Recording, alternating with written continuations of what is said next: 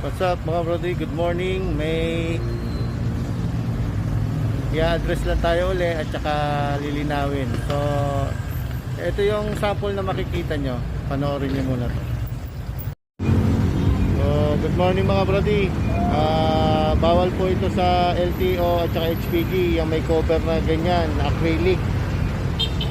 Pwede po yan kung nasa likod, pero kung nasa harapan po, bawal po yan. So sa lahat pa po na hindi nakakaalam, pag na-chepuan kayo ng LTO o HPG, so, mga brody, yung kanina, yung napanood natin, yun yung palagi nating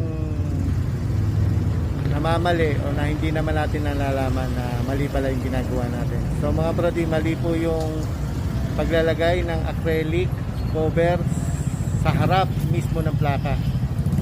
Kahit pa yung iba yung nagsasabing clear. Dahil po ayon sa LTO at saka HPG, kapag ka nasinagan niya ng ilaw, lalo na sa gabi, so mahihirapan na tayong i-identify kung ano yung plaka ng mga sasakyan natin ng motor.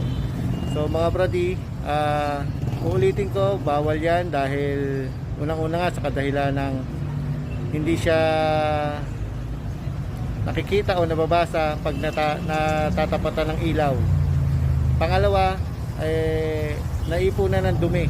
So mga brody, kapag kayo po ay nahuli ng may cover, yung plate number nyo ng acrylic o kaya madumi, meron po kayong multa.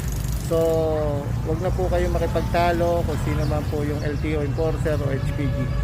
Kasi po matagal na pong implementasyon yan. So palagi lang po tayong namamali dahil sa kagustuhan natin protektahan yung plaka natin. Pwede po natin protektahan yung plaka natin sa likod, pero sa harap bawal na bawal po yan.